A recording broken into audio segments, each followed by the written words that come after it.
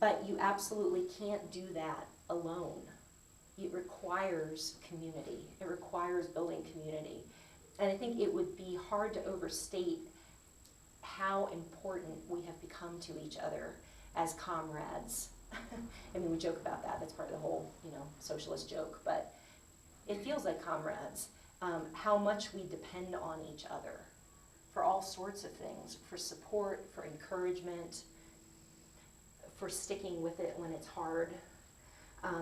And so that's really what I would, after, I'm going to stop talking a little bit early and turn the microphone over to my comrade Chris, who's going to talk about the People's Organization of Community Acupuncture. But before I do that, I just wanted to say a little bit about, to throw out to you as sort of my parting gift is, where do you all see yourselves going with the movement in the UK? Where do you see yourself in relationship to ACMAC? What do you want to make out of this? And it's very easy as an acupuncturist to be very passive, to approach a lot of things as a consumer. And I just want to sort of testify that our experience in the States is that all kinds of things about your professional life that you couldn't imagine get so much better when you stop doing that. When you take responsibility for your professional culture and for creating a professional culture you want to be part of, instead of complaining about the one that's there and how it doesn't fit you. And to really look at how you can cooperate with other acupuncturists and to build your own world in terms of other acupuncturists as well as patients. Not just building your own world in your own clinic and the patients you see there, but building your own world in terms of how you relate to each other. And so I guess this is a lot, it's easy to lose track of what acupuncture can mean and what it can do because of all the fascinating things around it. But when I say the bucket brigade, what I mean is a lot of us are coming together to find out how acupuncture can be used for patients. If you think of all the suffering that's out there as a giant bonfire, one bucket isn't going to do it, but a whole bunch of us lined up with buckets, that can actually make a meaningful dent in it, and at least meaningful for us. At least meaningful for us. And so a lot of us have found a great deal of healing for ourselves within the context of the community that we've built with other acupuncturists. And I would argue that you can only find the meaning of acupuncture in the context of community. Acupuncture doesn't make sense in small quantities. Acupuncturists don't make sense in small quantities. Acupuncturists don't make sense alone. We make sense together. And so I would just like to leave you with the encouragement that you can find even more meaning in acupuncture than you've already found if you think of yourselves as part of the community that's ACMAC. And if you really give yourselves into something larger, it makes everything about being an acupuncturist so much better. So thank you again for inviting us, and it's really cool to feel a sense of community across the pond as well. So I'm going to turn this over to Chris.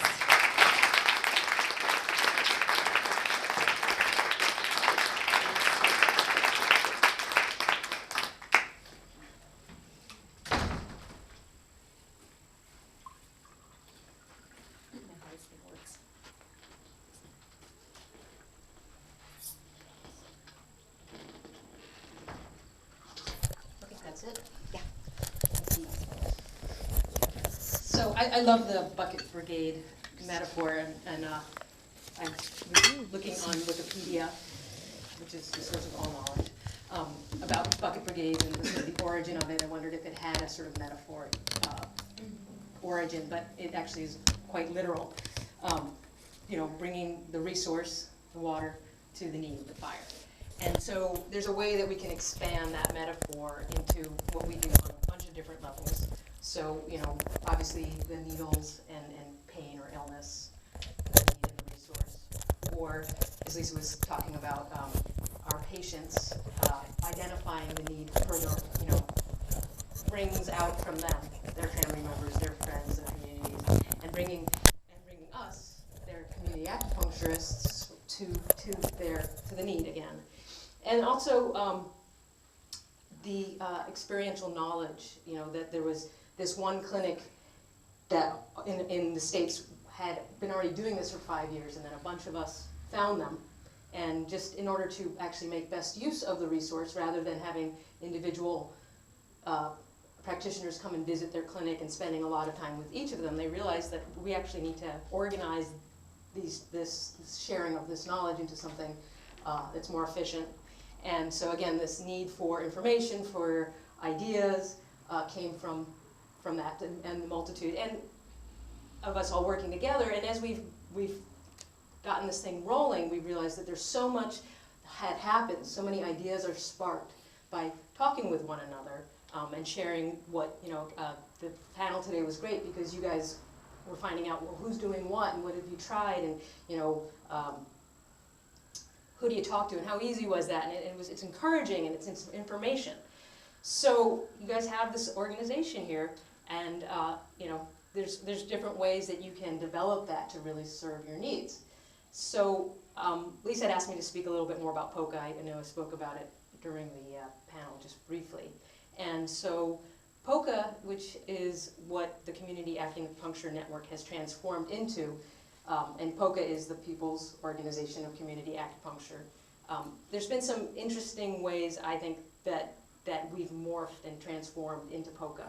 One of the reasons we transformed into POCA, as I mentioned earlier, was so that we could involve patients in a different level, and not just having them volunteer in our clinics, but actually inviting them into this, you know, melee and craziness and fun and exchange. When your patients hear about, you know, the group, that how you're sharing information, well, when they hear that there's a clinic somewhere else that someone they know can visit and benefit from, they're excited.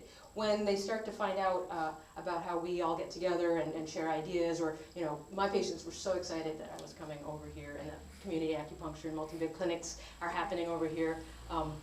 It's exciting to them. It's about connection. And so in order to keep building more connection and sharing ideas, you have to have some sort of structure that supports that in a sustainable way.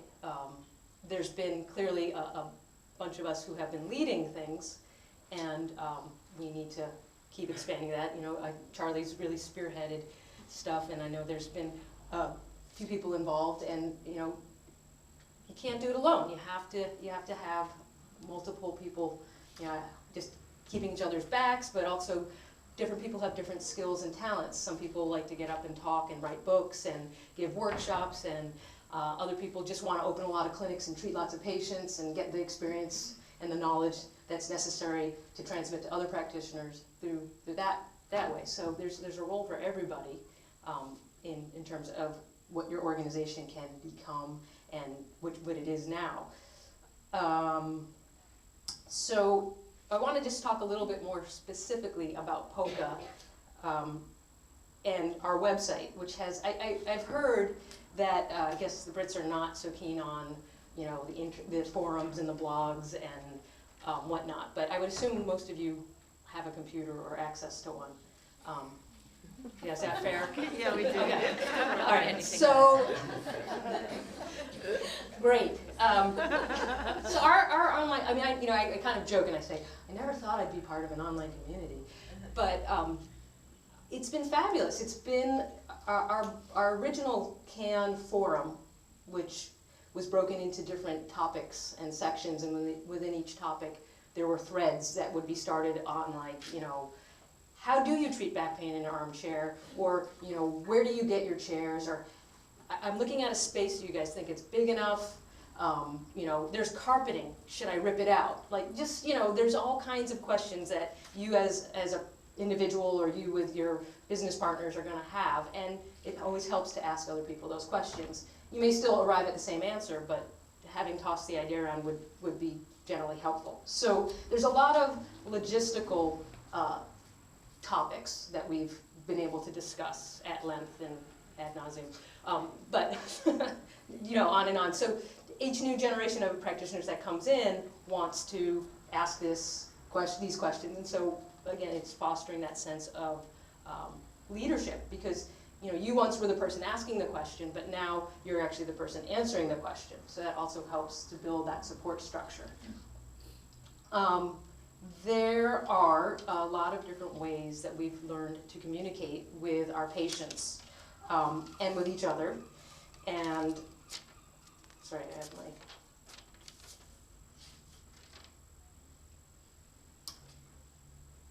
Well, anyway, so there's a lot about communicating, whether it's your written materials, how you're publicizing, not just about marketing, but really conveying the culture and the feel and sort of the intent of what it is you're doing comes across in a lot of different ways. And it's not necessarily our first impulse to do it in this particular way. So being able to share that kind of information and learning is important. We've been sharing techniques, you know, not, again, like how to treat in an armchair, or, you know, these distal styles that we all use a lot of. So there's been a lot of communication about that stuff. Let me just describe to you a little bit the website itself. So we have, well, in the past we had this front page with blogs, and so very topical discussions would come up, and often there was some, you know, fire behind them, and there were ways that we could each, you know, chime in and comment. And so we were able to build with each other more relationships built on being able to disagree or agree or flesh out some points that, you know, having conversations. And because we're across, you know, a huge continent, the internet allowed us to do this. And also, you know, hearing Nick speak about the larger profession and whether or not people feel threatened, and being able to confront some of the stuff that as acupuncturists, you know, transitioning to multi-bed practice or taking it up as, you know, a new thing, you may be confronted with, you know, well, I learned this in school, or I've been told that this is what I need to do in this particular way, and being able to work that out together is really powerful, because a lot of times what stops people from succeeding, whether in private practice or in a community setting, is the obstacles they set up in their own minds. So the blog has been really useful for that. And so we have a blog. We have both a patient-centered blog and a punk-centered blog now. And you have to be a punk member, an acupuncturist member, to be able to see the punk-centered blog. And that's because some of the stuff we discuss there is more, kind of more geeky in an acupuncturist sense, but also just, some of it might not be what we would want to discuss. It will give us the freedom to discuss, you know, more in depth, would say, without a patient audience there. And some things get posted in both. You have a question? Just a bit more information around the punk membership. I'll talk about that just in a little bit. So yeah, so I will talk about membership categories and whatnot.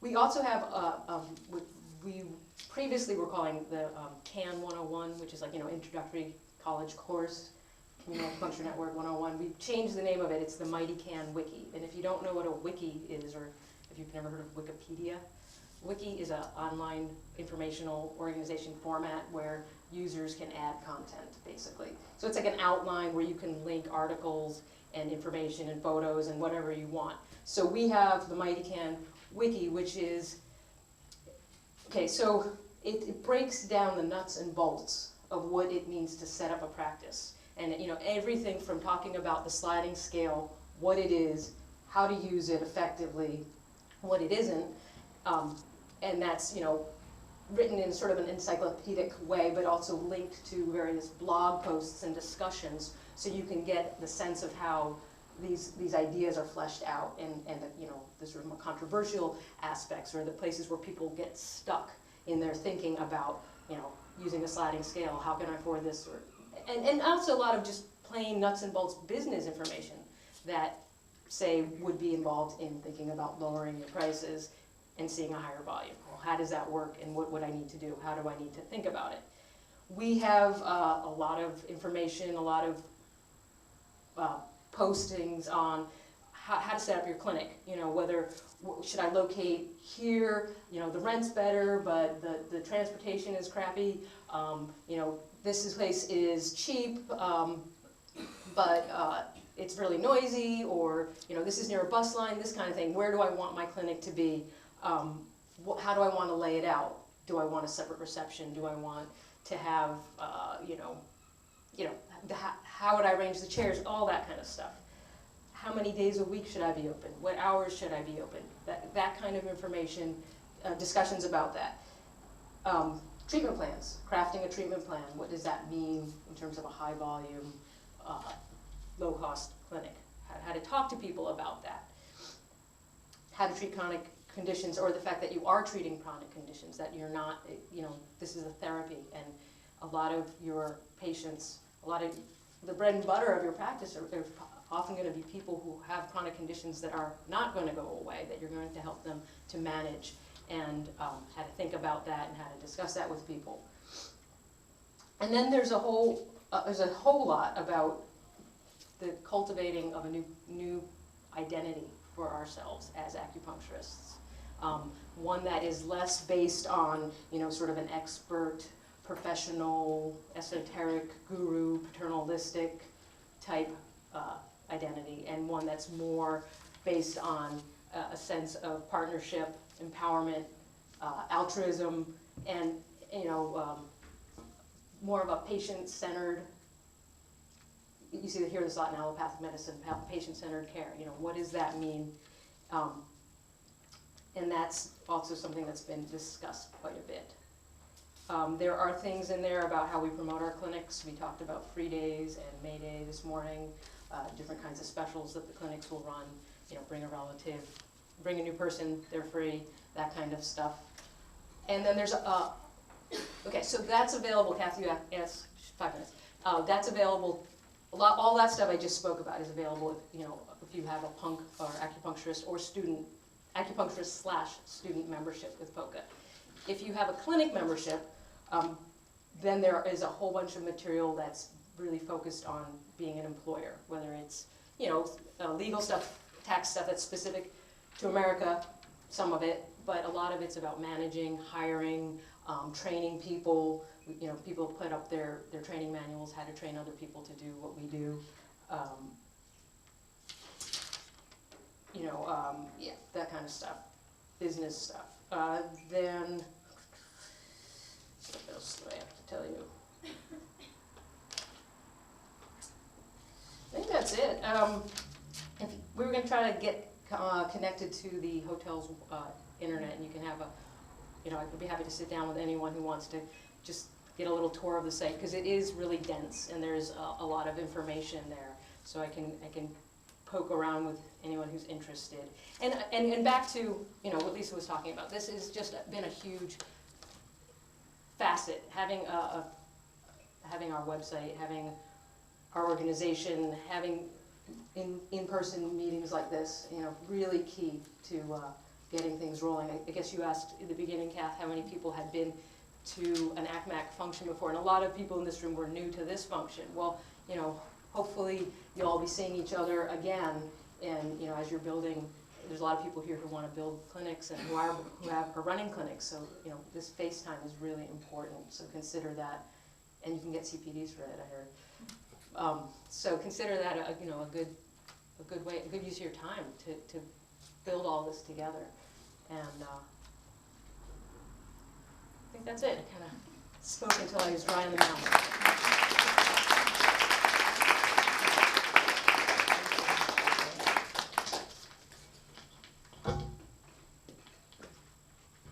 Okay, thank you, Chris. So before Kath does a shout out about our wonderful prizes,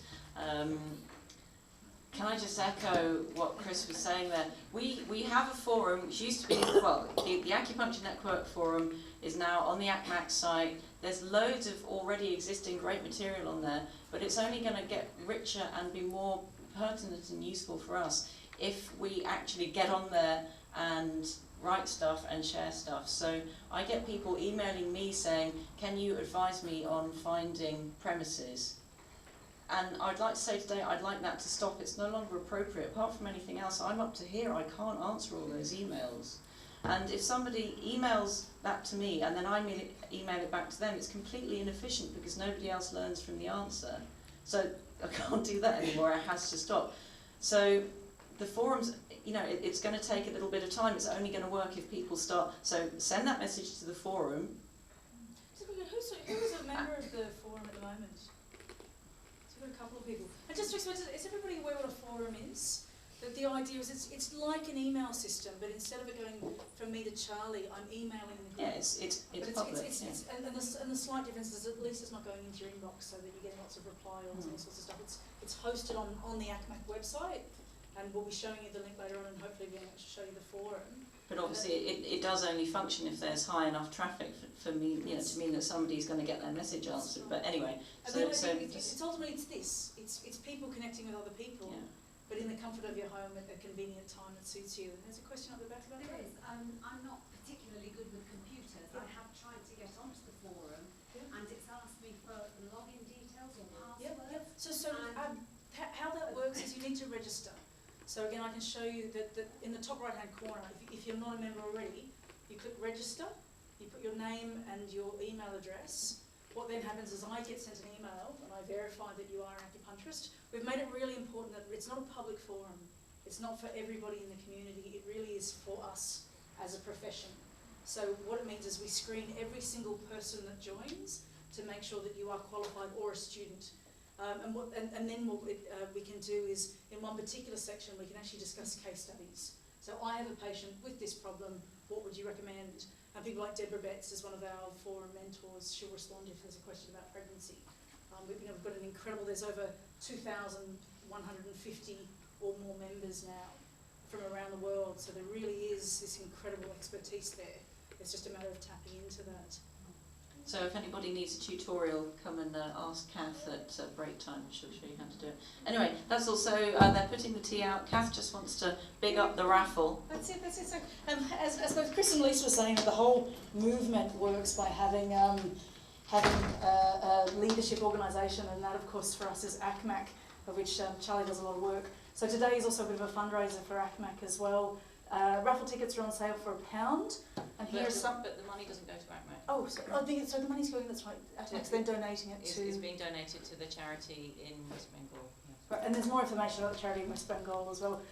Thank you everyone who's bought needle supplies as well. As you walk past, there's this huge mountain of acupuncture supplies. I think it's a lot more. It's exceeded all expectations. So have a look and read more about where the raffle money. My mistake. The raffle money and also the supplies are going to. So here are some of the prizes. Community Acupuncture Network long sleeve shirt, a signed copy of Acupuncture's Light Noodles with Moses Rohleder, The Remedy, Integrating Acupuncture into American Healthcare. These are the two books which have been referred to throughout the day. And there's been a question about where we might get one of these books. So Lisa, if you're here still. So Lisa and Chris, just reckon, where are these books available from? From Working Class Acupuncture's website. Great. So you can buy those directly, and I'll be putting up the website address later on as well. Or on our library, there's a link to your website. We've also got two £25 vouchers from Balance Healthcare, and then 2 textbooks which are being given away as part of the raffle as well. So and a whole pile more books. Yeah, and there's another pile of books which the JCN have donated. So for £1 for a raffle ticket, it's certainly really good value. Our plan now is to have a 15-minute break, and so we'll be seeing you again this afternoon for our final wrap-up. How long is the break? 15 minutes. Are you doing the raffle later today? I'm going to do the raffle straight after this break. So the raffle will be done straight after the break. Now's your last chance to buy tickets. Can you be back at 22? Denise, do you want to jump up and down the raffle tickets?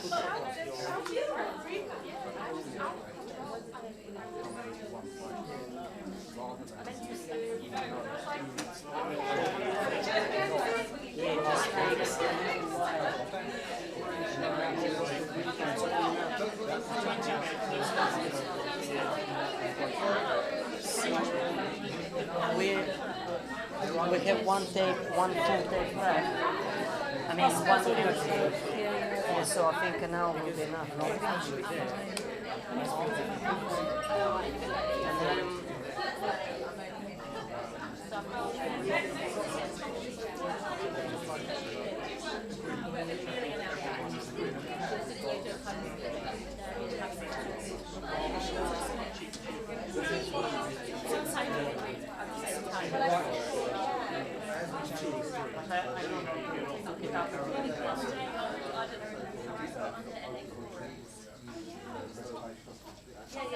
That's what I thought.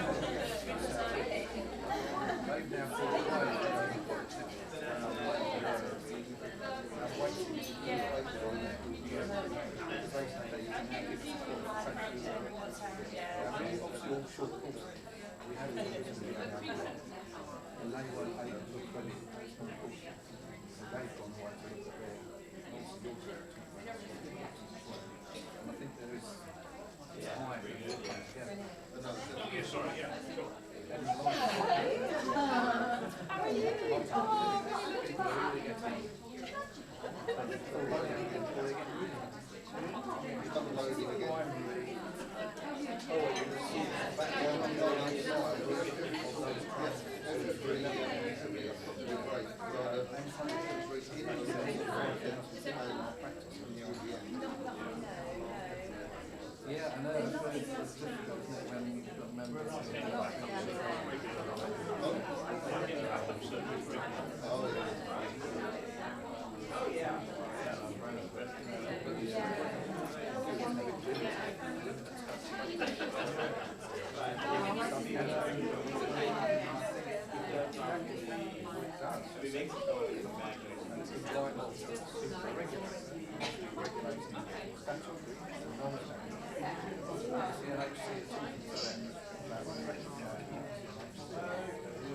they already accept it because as a group of training,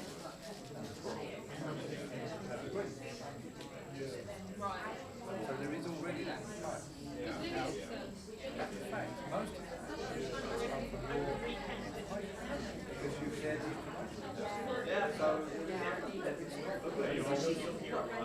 aware of it's a time scale.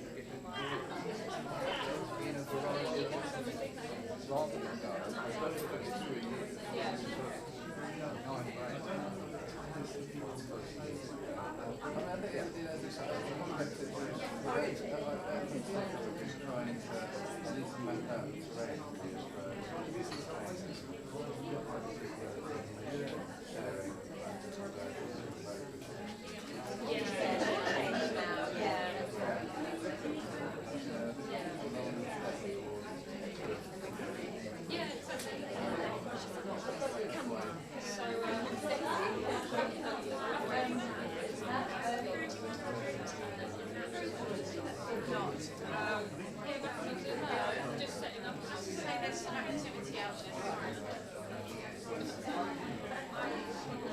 I'm actually on top of the nose taking it, but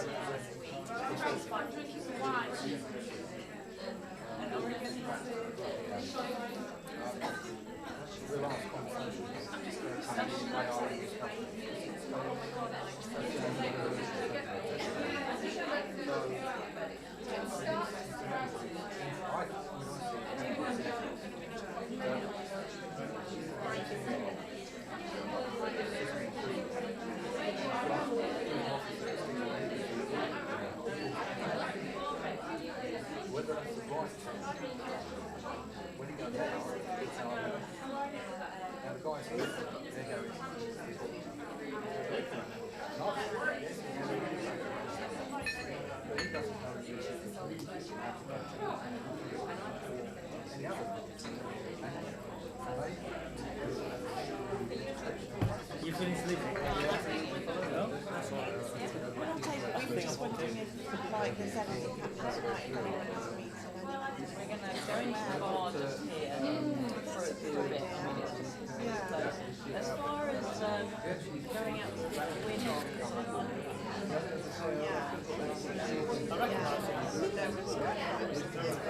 Well, we're not, but I'm really hoping to be really, really nice if people get together. Yeah, that's what I was So maybe the bar. So I'll switch out some Yeah. bar and then I'll help you.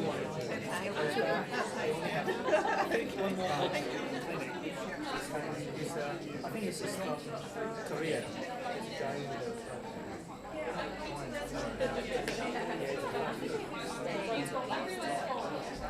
You might have, you might have, yeah, when we're starting the clinic, it just comes to the last block. Oh no, the third block, when we're starting the fourth block.